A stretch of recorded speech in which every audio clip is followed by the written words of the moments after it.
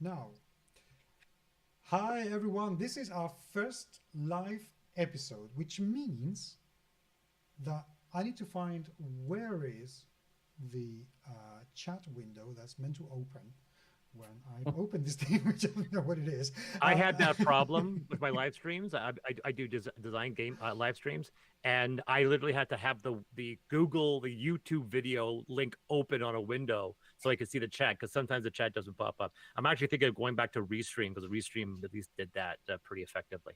Well, I might as well, but for now I only have this thing. So anyway, hello everyone, welcome to the GMS Magazine vidcast for the first time ever live. I am Paco Garcia. This is a podcast vidcast all about role-playing games and board games, and especially the people who actually make them, of which we have one here tonight. But first, my lovely co-host, hi, Mr. Diaz. I have to call you Diaz today. Oh, well, yeah, and this is Taiko, by the way. This is my best friend, um, companion, friend, sort of thing. Yeah. Hello, Diaz.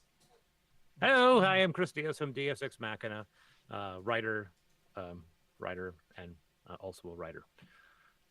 Okay. And you are Chris Birch. Welcome to the show, Chris. I haven't seen you in years. We haven't spoken in a very, very long time, and I haven't had you in the podcast for generations, which is shame on me because, well, you know how much I like you. So, welcome, dude. How I really are hope you so. doing? The last time I saw you, you made a Millennium Falcon cake. That is very true, and some lemon chicken. Yes. Yes, yeah. We played the first prototype of the Thunderbirds board game we did with Matt Leacock, which was very cool. Yeah, that was a long time ago.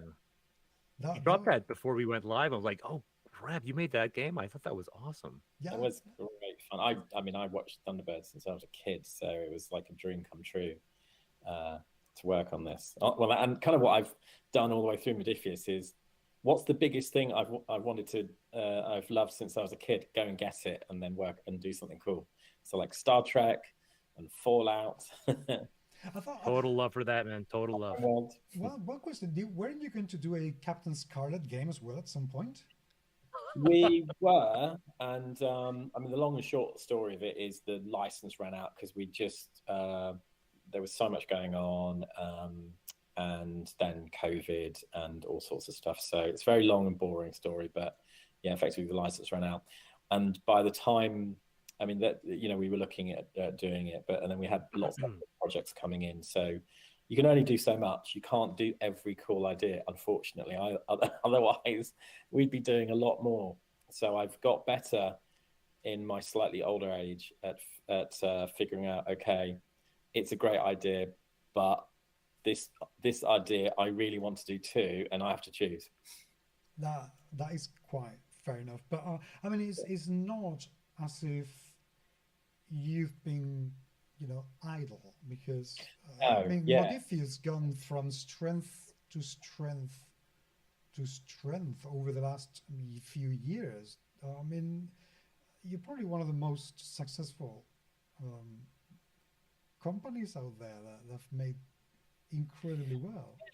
I think all of us are successful in different ways. You know, we have some big games. We have a lot of people. We have a lot of games. We have a lot of different. A lot of games. Some people are more successful with a few games, and those probably sell a lot more, or they're a smaller business. You know, it's because, you know, unless you start looking at company accounts, it's hard to really compare success. Someone might be making a lot of money but spending it all. Yeah, I don't know what that which is. It's very easy to do in this business. Yeah. We've been really successful on Kickstarter. Let's go and visit every trade show and spend all your money and go, oh wait, I haven't got anything left. Oh no. So yeah, shipping. How is the there were a lot of companies that kind of got soured in the community, and then some companies made some really incorrect decisions, and some of them got a lot of bad PR through COVID. How did you weather that storm? How did you pop out relatively unscathed? We for example, when we did our Skyrim Kickstarter, so that was the last big Kickstarter we did since the COVID thing happened, and so we were already aware that the container prices were horrendous, so we kind of factored that in. And we had a bit of fat because we knew there would be fulfillment prices would go up. They always go up by 10 to 20%. I think they went up by 30% in some cases. We had some really huge extra costs, and we've all made mistakes. I don't think there's anyone in the business that hasn't got it wrong numerous times, and the reason you're doing it better now is because you've made the mistakes and you learn from them and you don't do it again. Well, actually, most of us do it again because life is complex and humans tend to make the same mistakes repeatedly.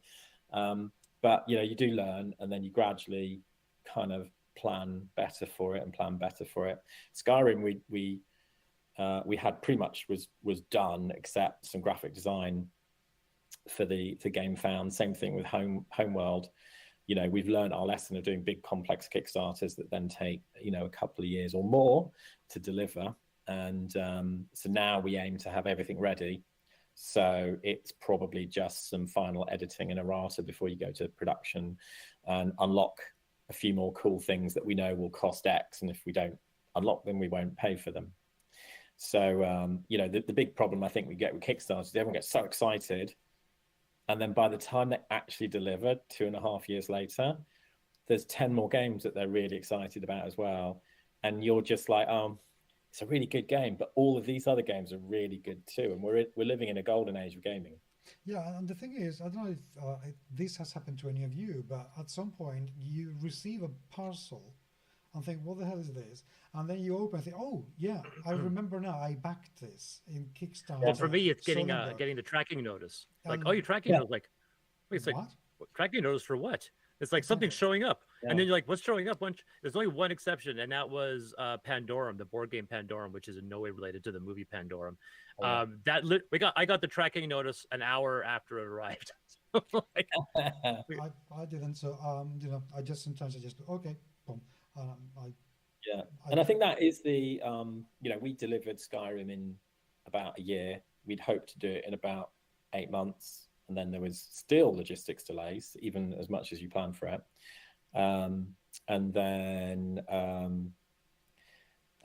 Homeworld, we should be delivering within about 7 months, because we're even more prepared. Everything's done. One image that you posted, it was a quick plug. You actually had a schedule of production, and half of it's already checked off. Oh yeah, so it's pretty much all done. Like literally, I mean, I've got the this is the base game. All the plastics are done. This is this is a digital print, but it actually feels like a proper board game. The dice aren't the right color, but the plastics are all done. That is the actual final plastics. It's useful because you go, wait a minute, there's the small tokens are actually a bit too big for the hexes, so we're reducing those size. So it's all stuff that you don't really figure out until you've actually got a printed version in front of you. And there's errata on the cards, of course. So we, the next month is getting all that fixed, but there's no development work to be done. That's all done. Everything's locked. There's no new things being designed. And that is the danger of Kickstarters. Someone posts a great idea, and I've been guilty of this in the past. The backer posts a cool idea, and you're like, oh, that's really cool. Yeah, let's do it, because that will bring in more backers. That's when you just see your final, completion date at a year. And yes, if you get loads of money, there's a nice idea to go, oh, let's unlock another 50 miniatures, but you've got to go and design them. You've got to produce them, tool them. That's easily another year to 2 years. And there's, it's always a balance, because you want to give backers good value. But you don't want to deliver late, and you want to get this project out so we can do another game, or if this is successful, maybe we can do another expansion for it. And the Homeworld game is going to be Kickstarter exclusive. So there's so much in the base game. When we talk to a lot of the distributors, they're like, guys, there is a recession at the moment. It's very hard for people to pay more than $100. And actually, the feedback is most people are looking to pay $40 and maybe $20 for games. There's a real cutback on big games because people are having a difficult time. So we decided what we're going to do is strip out a lot of stuff from the base game and make a much smaller, much stripped down base game for a lot less money that is more friendly for retail. So really what people are getting in the Kickstarter is the big deluxe bundle that you'll never see again, and it's amazing value. What we're trying not to do is go, oh yeah, let's add another 50 ships, because that will be really cool, because it will just never get out. And I'd rather get it out, deliver it, everyone has a brilliant time, and it's quick, and then they all go, when are you doing the next expansion, because we want it. And then you go, okay, amazing, we'll develop another Kickstarter and then do the expansion on that. It's for me, like I said, my campaign was built during COVID, and like I said, it's having suddenly the manufacturing in China, they blank out for a month and you don't know what's going on, and then I'm your new rep, I have the old rep, oh, they're no longer with the company. I'm like, oh, they're probably dead, gotcha. And and then having that issue, and in our case having our container stuck in Busan, Korea for 3 months, and you're slaves to that sort of thing, right? Oh yeah, for sure. I mean, like a million things go wrong. I mean, the Chinese have some amazing factories. They don't like to say no. So when you have ideas, they always go, yeah, we can do it. And then you have to go, really, can you do it? And then you kind of go through the whole process. Who's handling Homeworld, by the way? It is China Print Management, who, if you know Battle Systems, they make all their products. So Core Space and the Battle Systems terrain sets, super lovely people.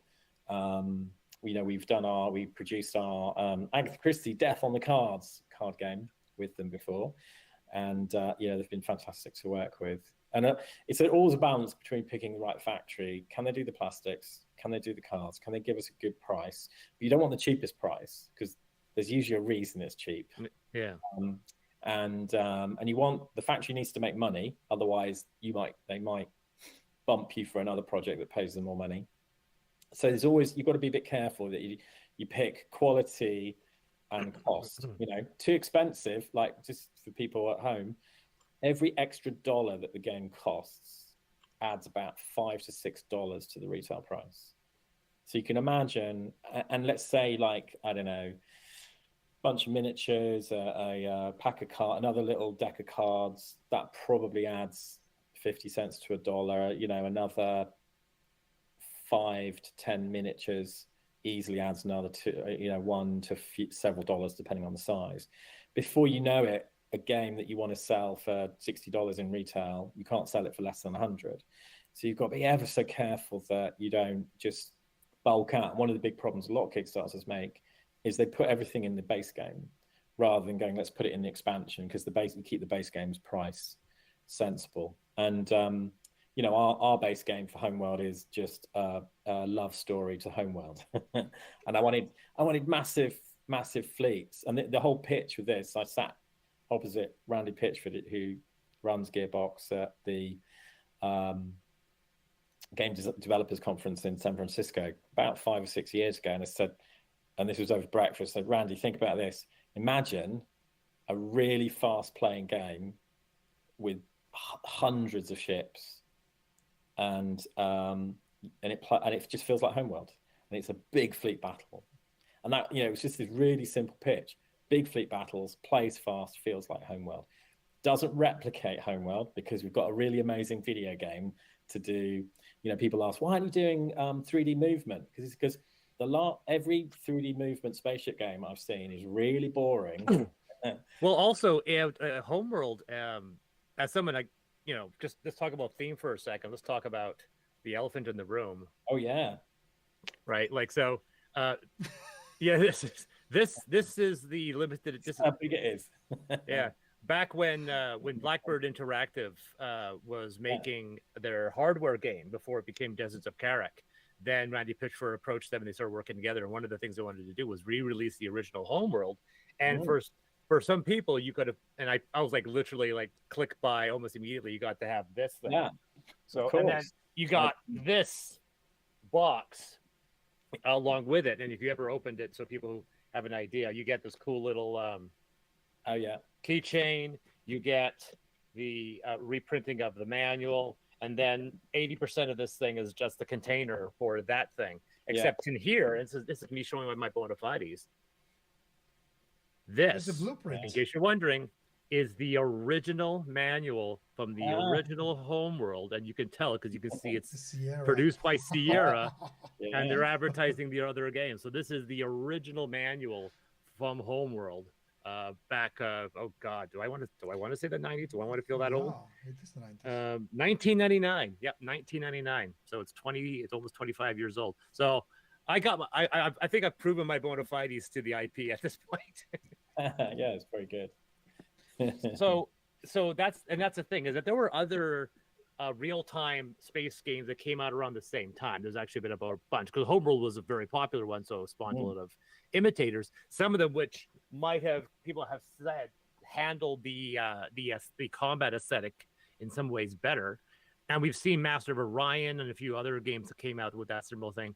Why did you go with Homeworld? Because, like I said, you're talking about imitating the game, and this game is well known for its ambience, its music, and its pacing. Yeah, Homeworld was my I think it was my third or second RTS after, probably it was around the time it was, Command and Conquer, Age of Empires, Red Alert, then it was 1999. So it was like, it blew my mind, obviously, but I love Chris Voss. I love that Chris Voss style of sci-fi spaceships. You dropped that name, by the way, in another chat, and I was just like, he dropped the Voss. Yeah. I can't believe he dropped the Voss. I actually talked with Chris Voss. Oh, really? Wow. Yeah, because I was thinking of potentially doing a board game that uses his artwork. Yeah. So I was talking with his daughter that runs his YouTube page about licensing his artwork for the purpose of a board game. Unfortunately, I got so built up in Naramata, we never returned to it.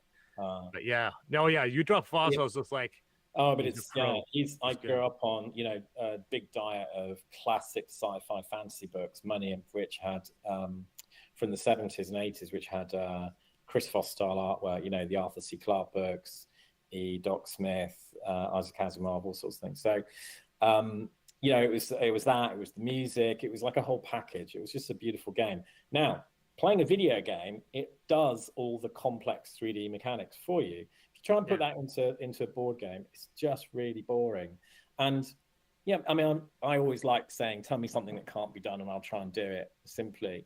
But designing this game, we wanted it to be fast. We wanted it to be easy to manage a huge fleet. And as soon as you start, there's certain things you've got to abstract. And you don't have to recreate everything to do with a video game. Otherwise, you might as well play the video game because it'll be a lot more fun. Well, Homeworld is also not really 3D. It's not really. It is faux 3D because it does have a 2D plane that almost everything pops out of. Yeah, sure. Yeah. So, it's and again, when you said feels like Homeworld, does it feel like Homeworld, not replicate Homeworld? So does it do enough? Have I got lots of ships? I've got the mothership. Do the ships do they feel like the ships in the Homeworld game? Do I get to do harvesting? Yes. Do I get to make more ships? Do I get to have big fleet battles? After I've played for, say, half an hour or 40 minutes and I finish a game and I want to play again, do I want to play again? Is it that simple and I can get going again? And did I feel like I played in the Homeworld universe? So that's the goal, not to replicate every part of the mechanics. And so it's always a toss-up, with how you interpret, whether it's Star Trek or Fallout, because at the end of the day, you can always go and play the video game. So we want to give a different, fun experience at the tabletop. Yeah, because you're talking about Randy Pitchford, did you ever talk to Blackbird Interactive?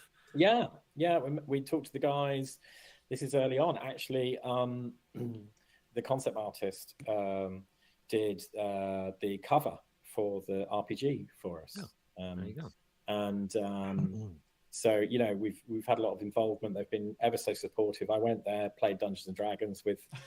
They've got this hardcore crew inside who basically only play magic users. So they've got a cleric, a druid, a shape-changing druid, a sorcerer, a wizard, and I turned up as the guest. I think I was a 12th level white dragon in human form. Not bad. Wow. And they basically kind of magic their way around dungeons and just solve problems in hilarious ways without really having to fight anyone too much. So it was, brilliant night. Anyway, so we played Homeworld, my first prototype with Star Wars Micro Machines, and like a paper hex map, and kind of gave them the idea, and they liked it. So we went off, and took about 3 years, especially with COVID, to kind of turn it all around, and here we are. Oh, so 3 years ago it was. Oh, I mean, I actually pitched it about, I think it was actually now 6 years ago. Wow, I was just thinking, did you get a chance to see Homeworld 3? Did they bring you in? But I guess 3 years ago. No, it was wasn't it? I pitched it, and then it takes like a year by the time you've done contracts and get things moving, and then we were developing ideas, and then COVID happened, and so this Kickstarter probably would have been at least a year ago, maybe more, if we'd without COVID. So long journey, but it's amazing to finally be here.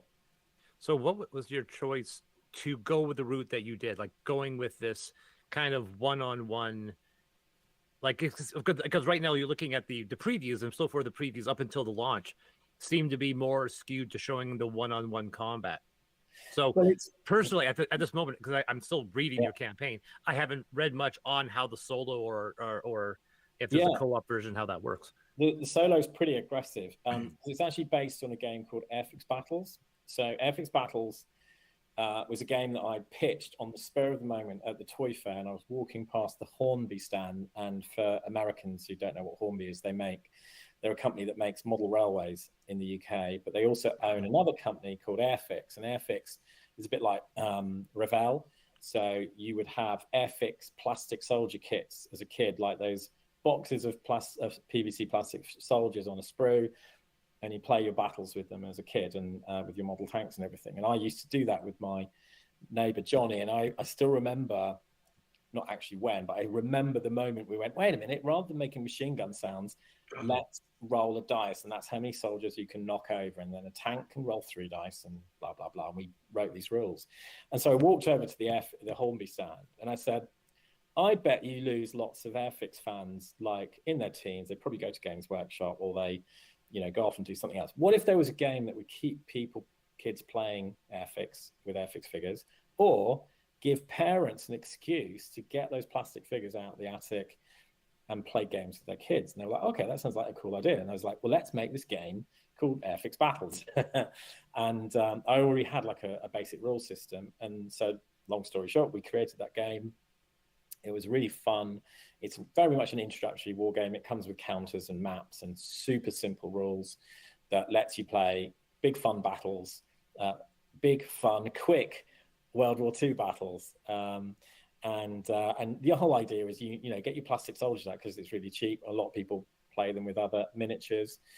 And so Nick's the co-designer on Airfix Battles. He'd been bouncing around some ideas for ships. I said, oh look, there's an opportunity I could get Homeworld. So we started work on this, and spent ages. And he's actually in China. Was living over there, so which slowed down trying to meet up and prototype. But we were playing, we were kind of mocking stuff up on Tabletop Simulator and things. We were playing there for a while, and so it was just one of those interesting opportunities that pops out of the woodwork and you grab it. Chris, I'm giving you time there, Paco. So I have a few things to say about it, because I've been listening to everything that you've been saying regarding how the game playing 2D, so on and so forth. One thing that you've been very unashamed of saying, and you're just blasting it and being very honest about, is that this game is very much a memoir 44 in space with the Homeworld kind of feel to it. And I have 2 questions about that, because out of the fact that, and considering how well the Kickstarter is done in the short period of time that it's been open, obviously this was a franchise with very low risk aspect to it, because people were looking forward to that. But making it a memoir 44 and making small minis, that was likely to make a lot of people itchy, because they would want, especially the fans of the series, would want something bigger, shinier, more epic. why did you decide to make that risk, to take that risk, and secondly to go for Memo 4-4 style instead of any other, Stars of Icarios, where the strategical? scale Yeah. and the models are larger. Yeah. Oh yeah, I mean, actually, someone did call out. Oh, but the Stars of Icarius ships are much. I mean, let's pretend that's a Stars of Icarius typical ship. And that's our ship, right? Yeah. A massive difference in scale. So of course, when you have ships that big and that much bigger, you've got loads more bulk. You can have lots more detail. You missed it. You should have had this scale. Yeah, I know, exactly. and have boards that are 6 feet long. Actually, one of our mistakes was showing the miniatures really up close. Because it's not a miniatures board game, and and the fighters. This is a fighter. I mean, this is a US penny. So the fighters are that small. Yeah, when you see the photos, you're like, well, for a model this big, it doesn't have a lot of detail, and you're like, because it's this big. Yeah, and you get a squadron of 6 of them. So when you take damage, you literally remove fighters. So in the Kickstarter, you get these what we call squadron bases. This will be a nice clear plastic. So you move the fighters around on this tray, and when you take damage, you just literally remove one. So there was a whole trade-off, and we were doing lots of 3D prints and comparing the sizes and what does this look like next to the frigate? This is a destroyer, that's a frigate. And what does the destroyer and the corvette look like next to each other? And actually the corvette should be a bit smaller. But it's a board game. So we're like, it's a board game. Now we want the pieces to be somewhat relative size, but that is gigantic in comparison to that. Your model is probably more correct scale. So, but it's a board game, so you need to see the distinction between the pieces. But the fighters can't be too small. But I mean, I'll give you an idea. Just a minute change. I think it was like a millimeter or couple of millimeters in scale of the frigates meant I could double the number of frigates from 6 to 12. Dropping these were originally about 50 mil. The hexes on the board are 50 mil. And just by dropping them to, I think it was like 47 mil, even 40, a couple of mil difference meant we could have these 2 ships in the base game rather than one. So, and it didn't cost any more. So there's all these weird calculations you're making. Okay, and if we did this, what could we have? But then that looks a bit too big. So then if we change that, and you're kind of, there's all this kind of negotiation and mechanics. It's like I kind of quite enjoy the engineering side of it. It's like, so if we did this, we could fit more of those, but do we want more of those? We'd actually want more of these. And then, but that cost, then that might add this cost. So there's all sorts of balancing acts you've got to do to get the right scale. And the fighters, you didn't want them too big.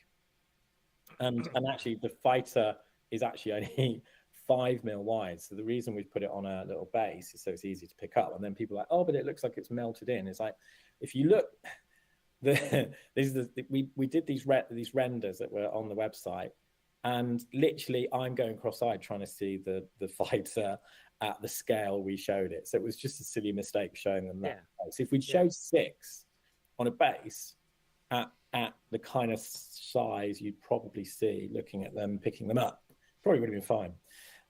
But as Paco said, why pick that type of game, that kind of big box of plastics?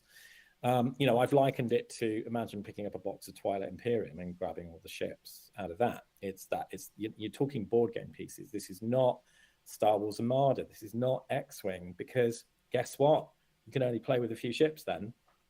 This is huge fleet battles. And I mean huge, even a basic game, you've got 4 squadrons probably of 24 fighters.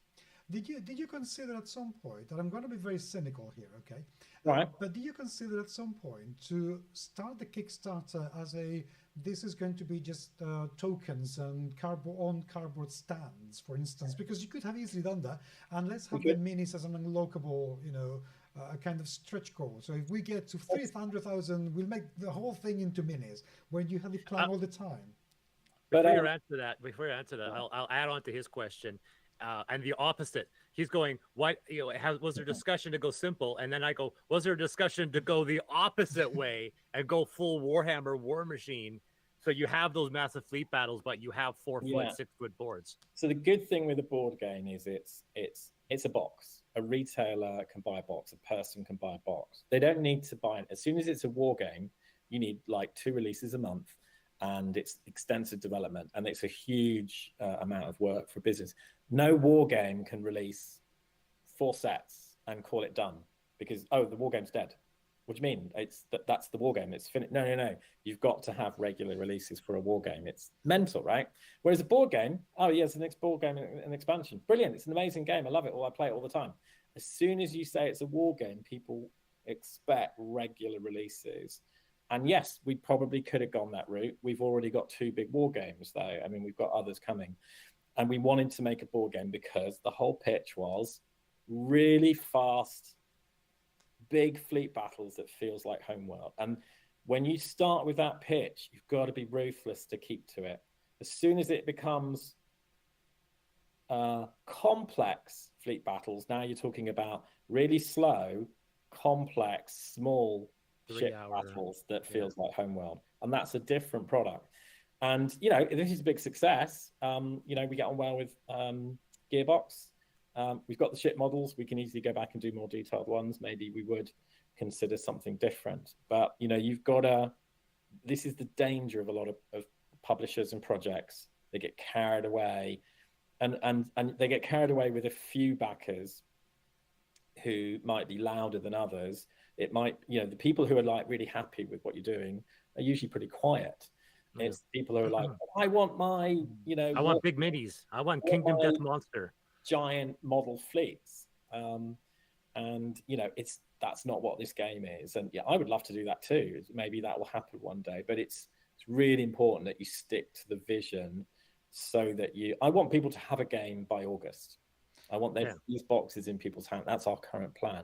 Might happen sooner, but we're saying August. And I don't want it to suddenly become Christmas and then summer next year, because by then there'll be another game out that they'll be they won't care. Well, I hope there isn't a game like this. You want to have that uniqueness. Talking about lore, because I'm going to kind of pull some lore because I'll test you. So in the box you have Taidani and Kushan, right? Yes. And so because I could recognize the signature ships and so forth. Now there is a Kushan mothership that shows up. Yes. At the end of Homeworld, but that's not in this game. You mean Taidan? Sorry, the Taidan. Sorry, the Kushan mothership is quite literally this thing. So so the Taidan have a mothership that's flat. Wait a second. This moment needs to be celebrated. Diaz, you have been outlawed. No. I mixed up my words. So Kushan are these people. Yeah. In the original Homeworld, you can actually flip the side. So you were actually playing Outcast Taidani. So the Taidani have a mothership that's flat compared to the Kushan ship, which is vertical. So we wanted to focus on the narrative story of the video game, where you are the Kushan, but you can play both sides. But again, for cost, we had to focus on one big ship, and that was the obvious big ship to have, and it's what's most recognizable. Putting in the big Taidan mothership would have been cool, but would probably have added another, I'd say, $10 to $20 to the price point, because you've got to factor in big tooling and a big chunk of plastic, and then production costs. So it's maybe that will happen in a future expansion or release. So how does the campaign? Because the campaign, I assume, is inspired by the original story. Yeah. So how does that work?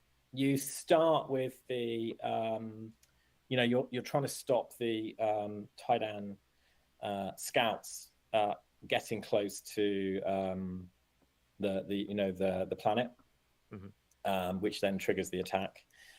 Then they're looking for the wreckage of the Carcelem. Spoilers, by the way.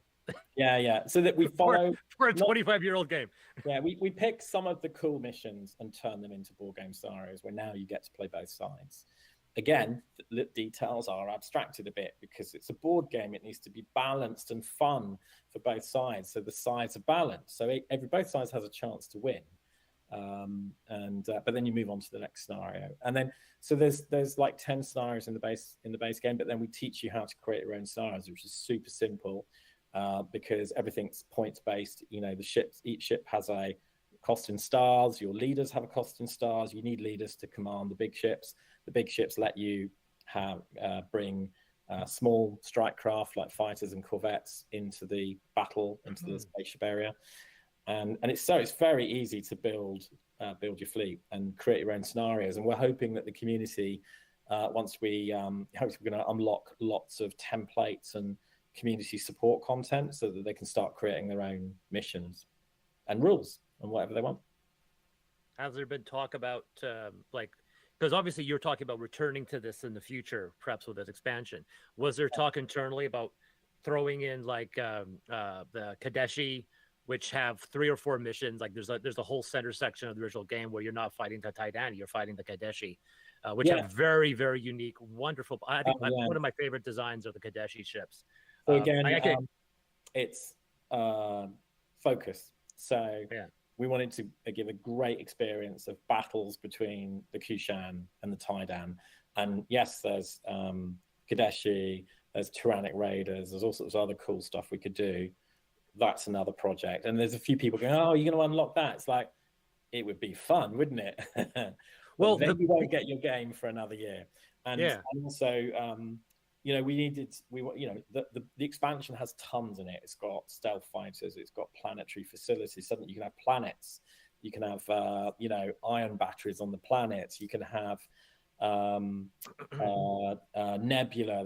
There's all sorts of new rules in the expansion, and it adds another set of, there's an alternative miniature for every ship type. There's an alternative corvette, frigate, there's a bomber, and then you get 2 heavy cruisers. So there's like another set of ship models and some more card unit types. So you've got lots of variety for your ships.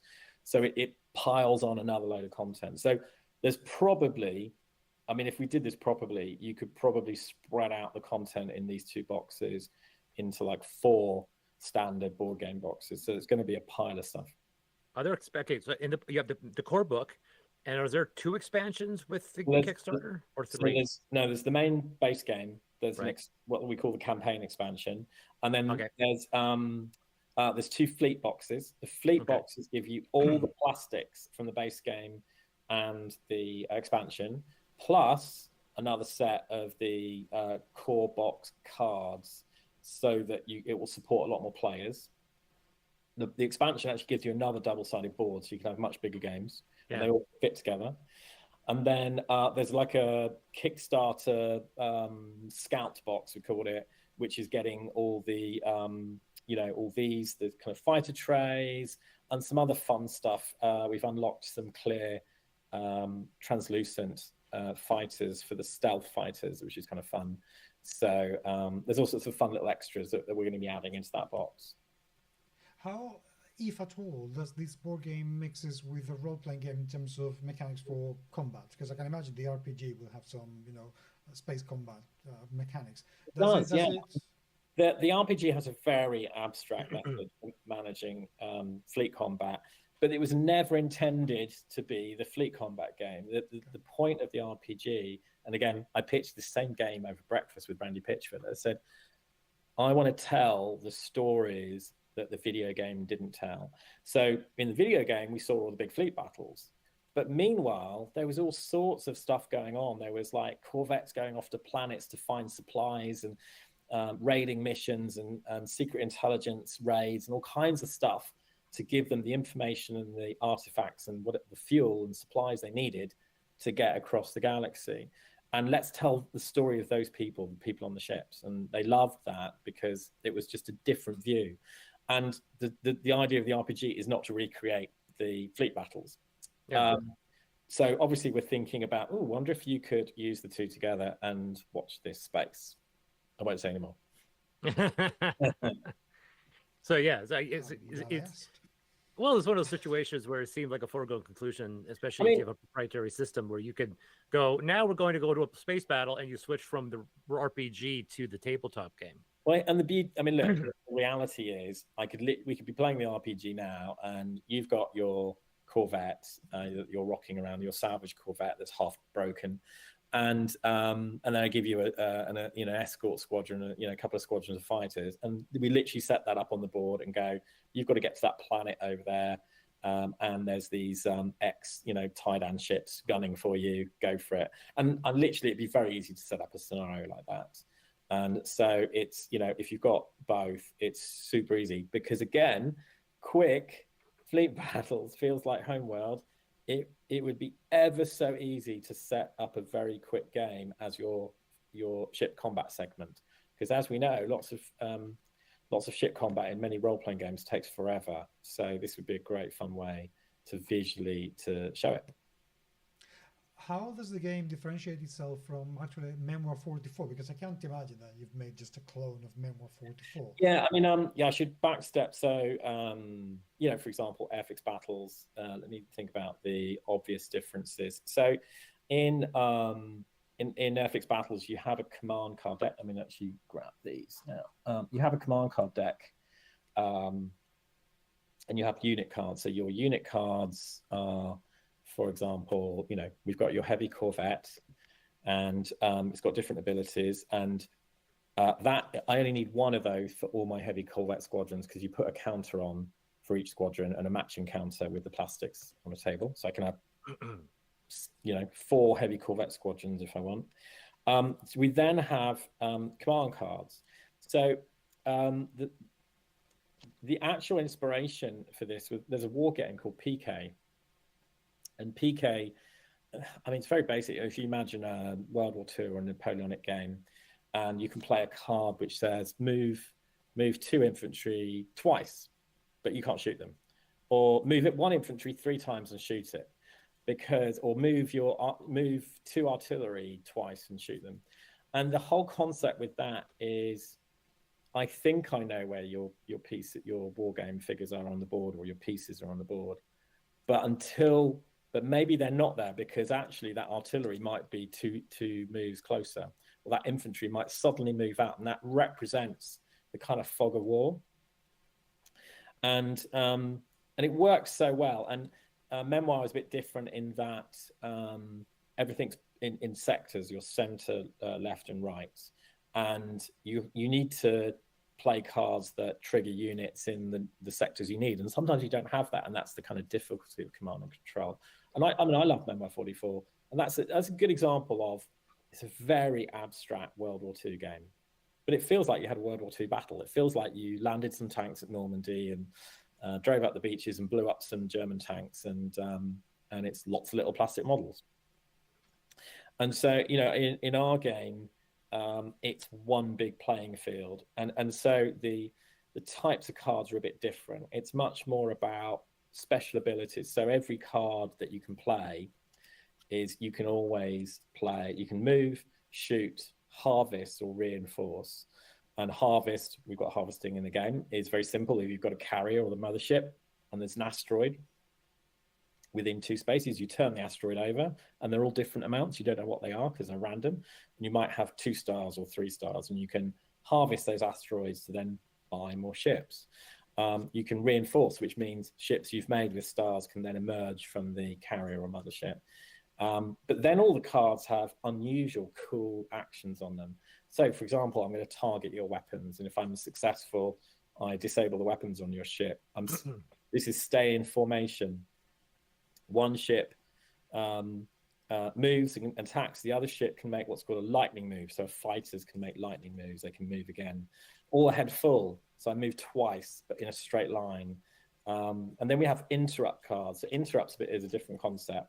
Interrupts that gotcha moment. So you play a movement card and an attack. So you want to move up your ship and attack me. And I go, haha, interrupt attack. So I'm stopping you as you move past my destroyer, and I'm letting rip with all my guns at you, and it's like a free action. So some really cool kind of movement. There might be an interrupt movement, which is you move up to attack me, and I go, haha, I wasn't actually there. I managed to escape, get away from you. So there's all the command cards have this. There's a lot more level of detail. It's not just move. There's all sorts of unusual things. Target their weapons, prepare for boarders, because you can board ships in this. You've got marines and crew, so you can go up to another ship and board it. It's going to be hard, but if you've got lots of marines, you've got a good chance. You can board planets. You can land marines on planets and take them over, which is really fun, or on space stations. So there's a quite an in-depth amount of detail. Some of these cards are very much aimed to support capital ships, some for fighters. So it's a different experience. You don't have to worry about the, flanks and center. It's it's much more about the strategy of how you use the cards themselves, and the interruption is the interrupt cards that you can surprise people with. The going back, we went on a tangent and then we kind of flew back, but I wanted to go back to what the videos aren't really talking about as much, which is the solo and cooperative modes. And you brought an example of another game which I don't have experience with, so I was wondering if you can give me a more direct example of how do the solo and co-ops work basically the same, or are they different beasts on their own? So it's very similar to FX Battles. So in the AI has a simple logic. We have a table, and you draw one of the command cards, and you look at the command card on the table, and it tells you this is what it will target. This is the ship that will activate based on priority, and this is what it will do. And you keep drawing command cards until the AI is moved. The experience with FX Battles is it's pretty tough. The AI can be quite ruthless because it just single-mindedly goes after things. And people often, cite that they regularly lose to the AI. So it's really fun, and it's quite simple in how it works. And it works so well with FX Battles. We've used the same concept with this. One of the interesting things that's different between FX Battles and this is morale. Because in World War II, if enough soldiers get hit or shot, the unit might rout. But in a spaceship, doesn't matter how many people want to run away. If the captain of the ship and the bridge crew keep fighting, you're stuck. So we have a little slightly different mechanic there. So there's this fun thing called focus fire, where smaller ships can, like that moment when the Star Destroyer gets hit by the iron cannon blast and it's like all disrupted and things are sparking. So it's a bit like smaller ships incur sensor damage and disruption to the bigger ship, and it's like maybe drifting out of control, or it's lost some access to some of its systems, and that lets the bigger the next ship that attacks it gets a bonus. So we've got some fun stuff like that. But yeah, I mean, I really wanted to make sure there was an AI in the game, because solo is a huge thing, co-op is a big thing. It's there were so many people that just don't have time to get together with friends, and again, you can play this game in 30 minutes, 40 minutes as a small game, maybe in a pretty big game in 60 minutes. No, I just wanted people to be able to, get it set up. And because the board's relatively small, they can set it up easily on a 3-foot by 3-foot, kitchen table and have a big fleet battle game. Can the campaign be run solo or co-op? Yeah. All right. These are important questions, Paco. Yeah. We're driving it home. Well, again, like with anything, there is going to be times where I always say, make the best decision for the AI and the worst decision for you. there's often going to be moments where you're like, which way would it go? And it's like, there is usually the logic covers it, but sometimes you've got to help the AI out. So, well, this is what I find the most interesting, and this is why I'm so quiet in this interview, because I've asked a few questions. I have a few more, but the thing is, I never got into Homeworld. I knew of its existence, but I never got into it because it came out at the moment in my life when I could not afford video games, and I wasn't in a space where I could play them. So it was completely went over me. I just heard the name. And even me, which is something I was going to ask you, and now I don't need to, who knows nothing about it, I'm actually getting pretty excited about the idea of playing the game as a game itself without any knowledge or connection with Homeworld. But therefore, that means that the profane is not the hard one to convince. The fang is always the hard one to convince. So for those people who were expecting something else, for those people who were expecting the replica of Homeworld, what would you tell them? I mean, why should they try this game if it's not what they were expecting or what they think you should have done? Why should they try this? I mean, they'll be able to. We're launching. There's a Tabletopia demo that should go up tomorrow, hopefully, or if not the day after. They'll be able to try it for free, read the rules, try one of the missions, and see how it plays. I mean, at the end of the day, if you're a Homeworld fan, I'd say give it a go. It might not be the game for you, and that's fine. But if you want quick, fun, big battles, again, for me, the big thing for Homeworld for me was the fact I got to have tons and tons of ships, loads and loads and loads of fighters and tons of frigates and destroyers. It was awesome, and I wanted to get that across in the board game. I never saw, and I never really got the sense that a battle in Homeworld was about one ship versus another ship, or two ships against three ships. It was rare, maybe in the first few minutes until you got your construction churning them out. But I always had tons of fighters coming out as quickly as I could. So I'd say give it a go. Where you can try it for free. By the way, Paco, if you want to have a more accurate experience when you're playing this board game, you find a piece of music called the Dago of Strings. Oh yeah. And you play that while you're playing your Homeworld board game, and you're then more closely associated to what the experience is like. Yeah.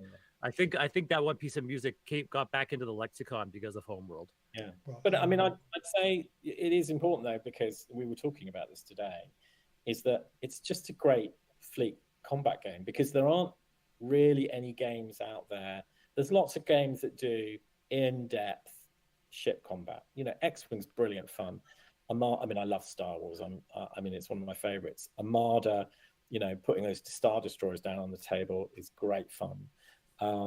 And that's your detailed game where it's all the different firing arcs of the ships and the commanders and the special abilities you have. It's in depth and crunchy, and that's a great experience. This is very much, I think this is a great game that is just a great sci-fi space fleet combat game. And sometimes with licenses, you've obviously got, it's great because you've got the big audience, but then also it can be tricky because people are like, oh, but it's Homeworld. It's like, it's just, I mean, often when we do licensed products is we just want to make a great game that wouldn't need the license. If I just took Homeworld off this and just had some cool sci-fi art, it would just be a great game in its own right, be a big space fleet combat game, which I've always dreamed of as having as a kid. And it wouldn't fall down then without the Homeworld license. I think it would still be a good game, and that it has to live in its own right. And kind of one of our jobs in the next couple of weeks that are coming up is to make sure we get in front of people who are just looking for a cool, space fleet game, and really don't know what Homeworld is and don't care, and maybe that might kind of put them off because they don't. Well, I don't know what Homeworld is, so I won't enjoy it. No, and yeah, I'm seriously, I'm not. This is another question I need to ask you in a minute as well. But I'm not into these kind of mega huge games battles because my strategy brain doesn't exist. Basically, so I'm really sure that this is the game. I play Tyranids in Warhammer, so I know exactly how you feel, because this is the entire strategy of playing Tyranids in Warhammer. You move all your figures 6 inches. Do you surrender yet? Nope. Okay, I move them on those 6 inches. Do you surrender yet? And eventually I get in base-to-base contact, and then I actually have a game. But there's no strategy involved. You just move all your minis forward, and then you move on to the next step. Yeah, that's pretty much me. So the question that I was going to ask is, how, considering there are these many ships all over the place, that there may be in a single game there might be 50 ships on the table. What are the mechanics to actually keep track of what you have done and what you have to do next? Because you're talking with somebody who got lost last night playing Wingspan, and I only had to look after 8 different options in one round. And I thought at one point, I have one too many cubes. What haven't I done? So how can you help me with this game? Yeah. So let me think it through. I think it's relatively straightforward. So yes, there's lots of ships. So each squadron is 6 fighters. Each unit. So think of a playing piece. If your playing piece is 6 fighters, because when it takes damage, you just take ships off. Your playing piece for each corvette unit is 3 corvette pieces. So you might have, say, 2 or 3 units of corvettes. Think of them as hits. They could be wooden cubes for all you care, right? Okay. But every ship you've got adds, rolls more dice. So if I've got 3 corvettes, they typically roll, I think they're rolling 2 or 3 dice for their weapons. So if I've got 6 corvettes, I might be rolling 6 dice. And if I lose 1 corvette from damage, I'm now rolling 4 dice. So it's relatively straightforward. The game is pretty simple. So I'll give you this, I'll talk you through this heavy corvette card here. So we have what we call war dice at the top, which is a number you need to hit or more, in this case 5, per dice that you're throwing for weapons. And this rolls, we can see that it's got rolls 2 dice per ship. So that means I'm rolling 6 dice, I need 5s or more to hit. And if someone's shooting it, it has an armor of 1. So you ignore the first success. And I can move 2 spaces, and I've got 2 crew if we ever need to do any boarding. My weapon has a range of 2, and it's actually very simple. So I would have one of these cards. Let's say I've got 2 squadrons of this with 2 counters on. Those two, there would be 2 matching counters with those 2 sets of plastic figures. As you take damage, you're removing plastic ships. So there's no kind of like, you don't have to record anything. The big ships where you might have 1 destroyer or a couple of heavy cruisers, if it's a big game, you can start to get and with these as well, you might get what we call focus fire. So if a fighter squadron comes up and attacks, anytime they roll a 1, it's a focus fire counter. You put it on that unit. Every focus fire counter they've got reduces their armor by 1. So it just ignores the armor, basically. There are some other little rules, counters that you might get for a card might give you an evading ability. A card might mean that the fighter squadron is protecting a capital ship, but it's pretty easy to teach. It is a fighting game in that most of the time I'm trying to destroy your ships, but a bit like some games. I mean, Memoir 44 is a good example. That you get medals for killing ships, and usually it's the first person to 6 medals. I think in most scenarios. In our game, we're trying to get we're either trying to kill enemy ships. If you kill all the enemy ships, you win. But there's usually a couple of objectives. One which might be board and take control of the space station, and that needs a little boarding action, which is a simple rule. It might be, but if I just kill all the enemy ships, I get 1 objective for that. If I board the space station, I get 2 objectives. And it's really whoever gets the most objectives at the end of the game. So there's a tactical way to win and a strategic way to win. Sorry, go ahead. Okay. No, go ahead. I was just saying, so if you want to just blow up enemy spaceships, it's brilliant fun. And then there are ways to not just focus on blowing up any spaceships, but that is really the fun of this game. This is a game about fleet battles. If you've ever watched the big battles in Star Wars or Star Trek and thought it'd be so cool to have that, but there's no way I could. That game would take 17 hours with all those ships. Have you ever thought of, like, I know when I was reading the comments on Rado's video, the one person was mentioning Babylon 5, and because one of probably the most famous conversion for Homeworld was the Babylon 5 conversion you could download that changes all your ships to Babylon 5 ships. Yeah. The other question I have was, and this is more of a joke than anything, can you is the salvage cheat from Homeworld in the game? No. Yeah. Paco, there's a trick in the original Homeworld game. There's a vessel you have called the salvage corvette, which you can use to capture enemy vessels, and but it could supersede the limit of your fleet. So if you did it correctly, you could have colossal fleets, and 80% of your fleet are all the enemy ships that you've captured along the way. And because Homeworld missions are pervasive, like your fleets carry over to every mission. By the time you get to the last mission, I've seen screenshots, including from my own, where you have fleets that are 5 or 6 times larger than the game has the capacity of generating. It's a very humorous little trick. Yeah, I mean, you can capture ships in this. You have to effectively you take crew damage to put some of your crew on the captured ships, so it's a bit of a risk, but then that's how you get more ships. That's how they did it in the sequel games, which is a lot more balanced, a lot more fair. Yeah. Okay. Do you ever think of? So go ahead. No, go ahead, because I'm going to start asking questions about the Kickstarter campaign itself, because we've been at it for about an hour now, so it's time to ask the ugly questions. Well, yeah.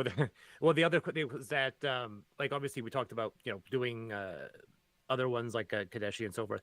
Whether or not you were thinking of, like, someone mentioned the beast ships, and beast ships are interesting in the fact that you could use potentially the same models as before, because beast ships are just co-opted ships.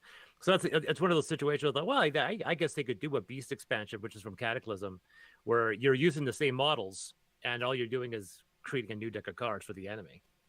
Oh yeah, I mean, at the moment this is just focused on Homeworld 1. Like I said, if it's a success, we would definitely be looking at further field stuff. Wait a second, Chris. If it is a success, you've already gone nearly 200,000. It's been just a couple of hours. Let me rephrase that. If it's a big hit and we do the retail edition, it's a big hit, and it's like, clearly we need to do a new a new version, or do the Homeworld 2 version. Then there's all sorts of fun stuff we can do. But because we'll be making the templates available, I'm fully expecting people in the community to come up with all kinds of unit cards and order cards and all sorts of fun stuff, so that they can add in the content they want and create their own scenarios. And I want to create an environment where it's really easy to create a scenario and upload it to the community to play for everyone. I'm finding that actually rather fascinating, because usually, and I say this in a very broad way, but IP holders tend to be very protective as to what they allow people to do with their licenses. And yet it feels like you have given free rein to allow people to do, here it is, dudes, just create whatever you want and do your own thing. How did that happen? I mean, it's when it started, you look at games like Fallout and Skyrim, they're just, those games have so many mods for them, so many community content, and they support the community content through their portals. And, whether you like it or not, someone's going to take the card designs and erase everything and put in their own stuff. And we just think, that something that helps keep a board game alive is letting people add their own content, because we all house rule. We always like to come up with our own ideas. And if people are posting new scenarios, that's new content for others to play. And yes, they might create unofficial community content.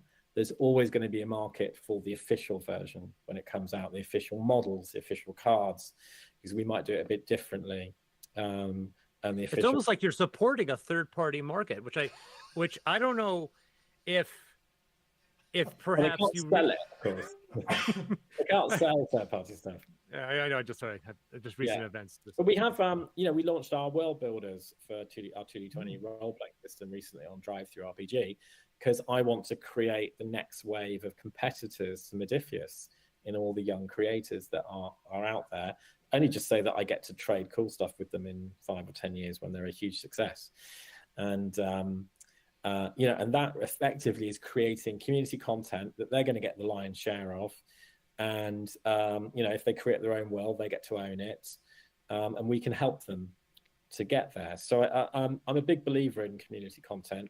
I think it's one of those things you should support, because it's going to happen whether you like it or not. So why not focus it so that it then drives interest in the game and supports the existing players? I remember there's plenty of games I've played where I've downloaded loads of cool community content and tried it, and it kept me playing the game for a bit longer.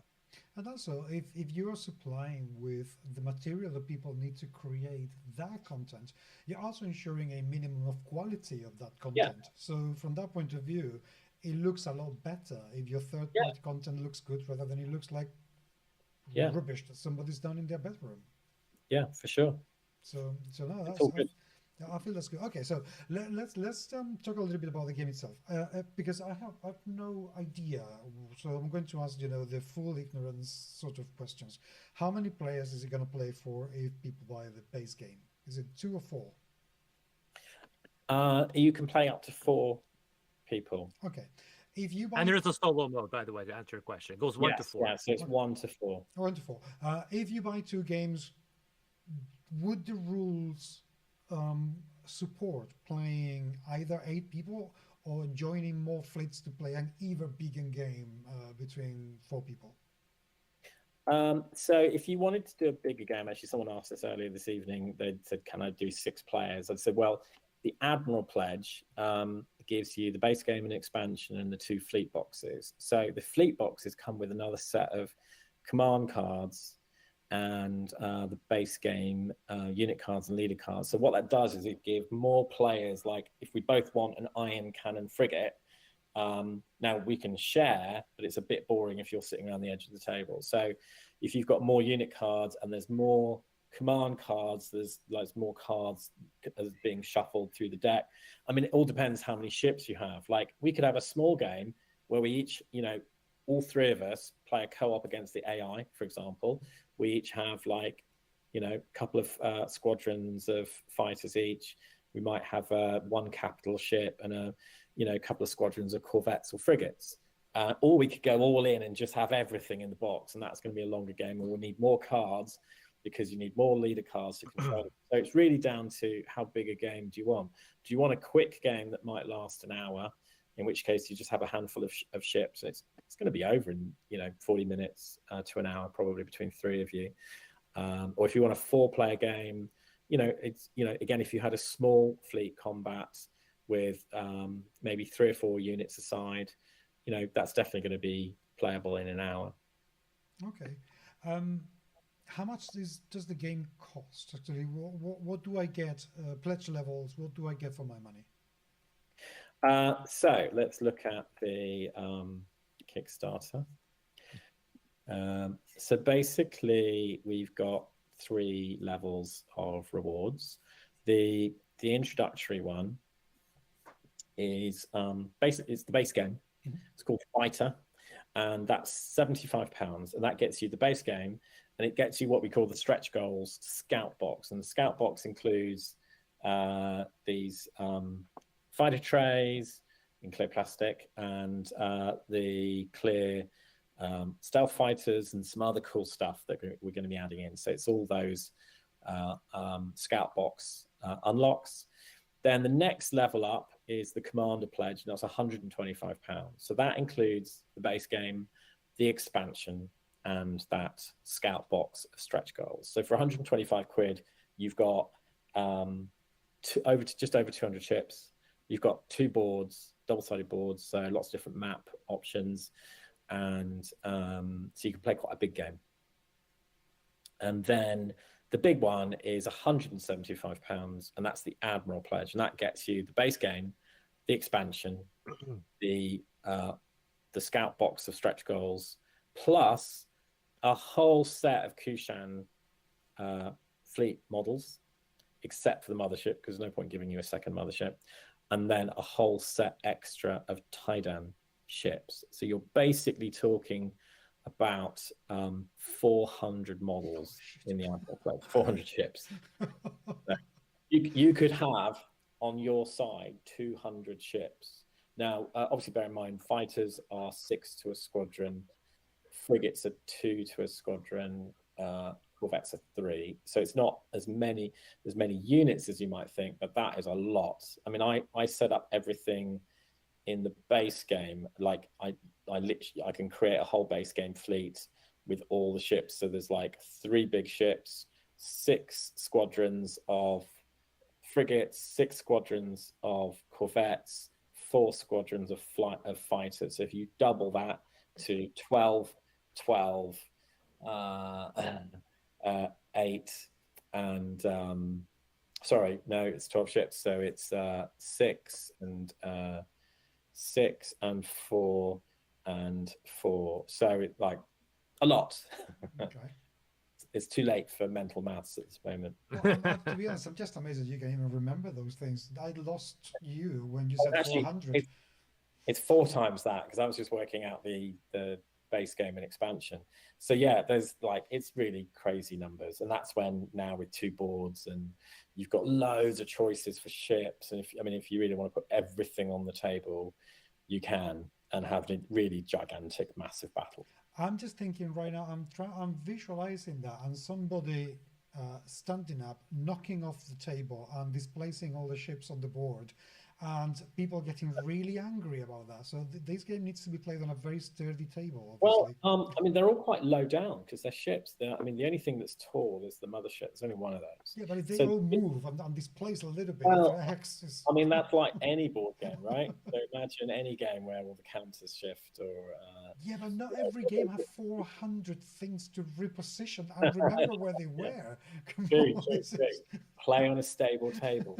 Yes, that's important. Maybe there should be a stretch goal. You get a game table with this or something. That's going to be an expensive stretch goal. Yeah, this is the godlike pledge level of £5,000 or what have you, something like that. Okay, more questions. So you said at the beginning of the podcast that you're expecting to have this, hopefully, if nothing, kind of messes things up between now and then, have it done by August. Doesn't mean that, are you going to be able to do something like a Gen Con pickup kind of thing? Because I can't remember what Gen Con is. It's logistically very complex to do something like a Gen Con pickup. So we'll be we're aiming to be shipping the products out during August, but usually for Gen Con, your products need to be at the fulfillment warehouse that's handling Gen Con, usually early July. So you have to be ready way in advance so they can prepare all the pallets and start getting them to Indianapolis. But with the fulfillment, it will go straight into the warehouse and straight out the door to people. So basically, you're saving people having to go back from Gen Con with the game, and the game will be soon there. So you're doing them a favor, man. That's great. Well, they do have to pay for the shipping. Hopefully, it's the shipping prices are pretty fair. Actually, I noted that, by the way. I looked at it and said, like, that seems ridiculously fair for the shipping prices. Yeah, it gets more expensive for distant locations. And obviously the dreaded rest of the world rate. Yeah, and the rest of the world locations have just got way more expensive with world events. And when prices go up, they tend to go up kind of more silly amounts for trickier locations. So unfortunately, there's not a lot we can do with that, but we've kept them down as much as possible. And we also only give estimates because we'll be doing our best to find the right partners for the fulfillment between now and when we actually ship the project. It might be that we can bring the prices down or stop them, increasing a bit. So we always try and do that. I think distribution itself. Yeah, with Skyrim, some of the prices were marginally cheaper or basically similar when we did the actual shipping because we got the estimates so right up front. What's going to happen to us lowly Europeans? Is there going to be a fulfillment house in mainland Europe by the time that this comes out? Yes, there will be. Yeah, we did use a Games Quest for German for fulfillment out of Germany for Skyrim. So we would have that anyway. We are going to have our own warehouse for our own web store up and running there soon as well. Okay, no, that is very good to know because I've received some games from GameQuest and there was no taxation issues, which right now is a big problem in Europe when we get a game from anywhere that's not Europe. So that's certainly a very good thing to go. What are the plans for the game after that? I can imagine the retail version is something that you would like to release. Hopefully that will happen as well. But knowing you must have some sort of mid to long-term plans for this game, like the 10th anniversary edition or what have you. What do you want to do with Homeworld?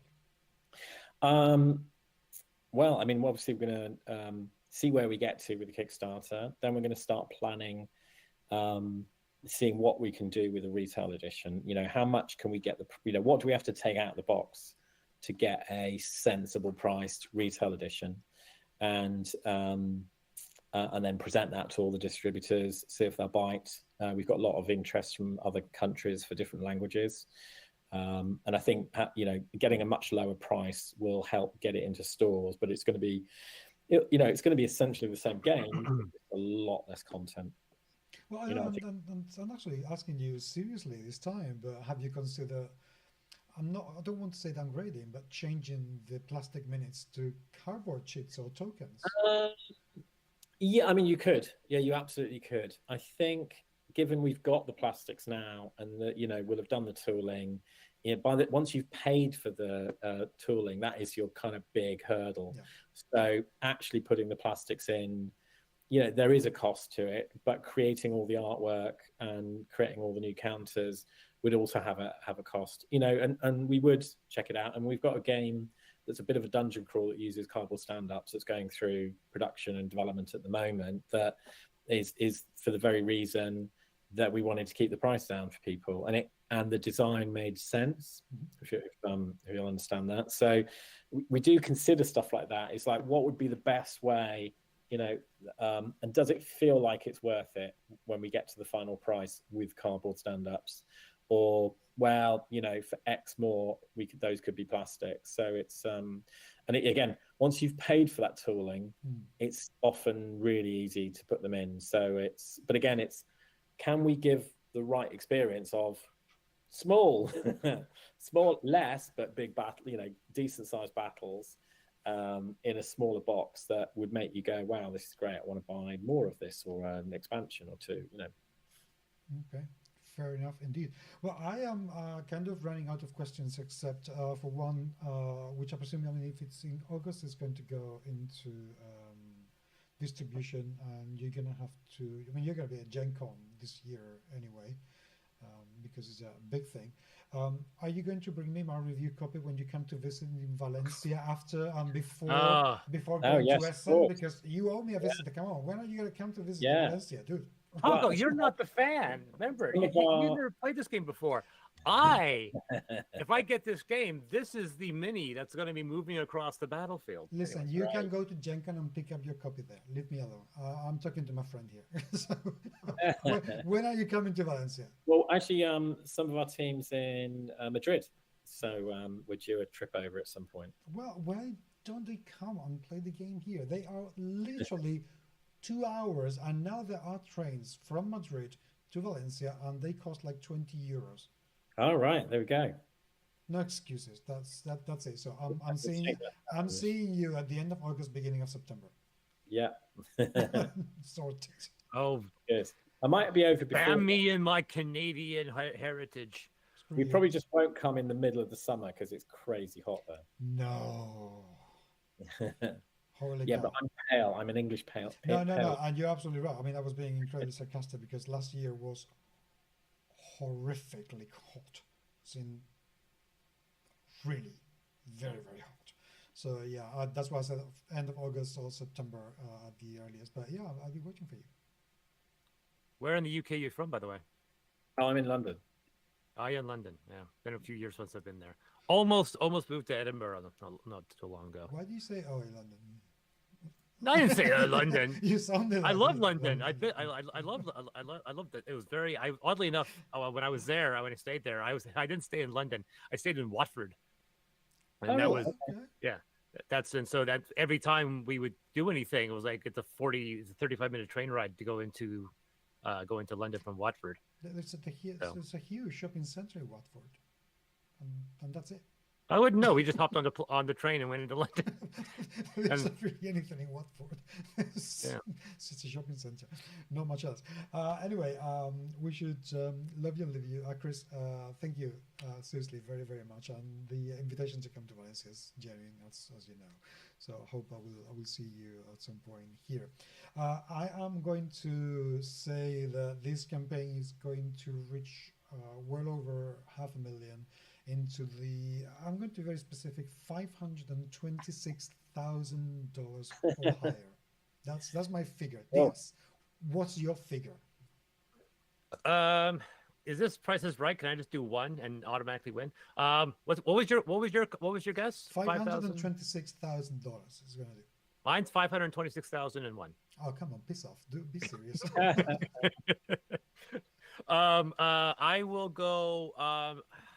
The the issue is, as someone who's running the campaign, I know more and more often, it's this horrible glut. After 3 days, you're just sitting at that needle that never moves, and then at the end of the day, it's gonna just rocket up. So knowing that, I'm going to say, you said 500. I'm gonna go with 600 because it's gonna probably get to 300 by within the 48-hour mark, and given the promotion, you're looking at almost exactly the same amount raised in the final 72 hours. So double the amount, 600,000. Optimistic. Okay. I like that. Okay, I like that. Okay, well, whoever wins gets the cookie. And I will be happy with that. Chris, last few words that you may want to tell anyone who may be listening between now and eternity. Well, I like I said, I think if you like the classic sci-fi space battles, this is definitely a game to check out. If you don't want super complex rules, the game teaches you scenario by scenario as you play. So you don't get thrown in at the deep end from day one. And Homeworld is definitely an awesome video game to check out. Even the remastered edition is a beautiful piece of work, and it's a great storyline. But if you've already enjoyed the big battles in Star Wars and been frustrated you can't live them out on the tabletop in such epic scale, then have a look at this. Sounds very good to me. Genuinely, thank you so much for being here tonight. I was My pleasure. Thank you very much. really missing you. Everyone, thank you very much indeed for those of you who've been watching. And we've had a few viewers, which amazes me because this is the first time we go live. So that was great. Thank you for being there. I genuinely appreciate it. Get in touch. Twitter, I am at GMS Magazine. You can, of course, ask questions of modiphius. And they're pretty quick to answer in social media, so that's very good. Email podcast@gmsmagazine.com and say hi. Diaz. Just to reiterate, this is a 25-day game, but so probably. I'm also noticing that more and more campaigns aren't doing the 30; they're going for less than 30. So 25 days. I've been seeing campaigns. Like I was shocked with the Elder Sign when it launched. It was up for like a week and a half. It was barely up there at all. So it's 25 days. We're at 1,100 backers, 285,000 at the end of this recording. So get it now.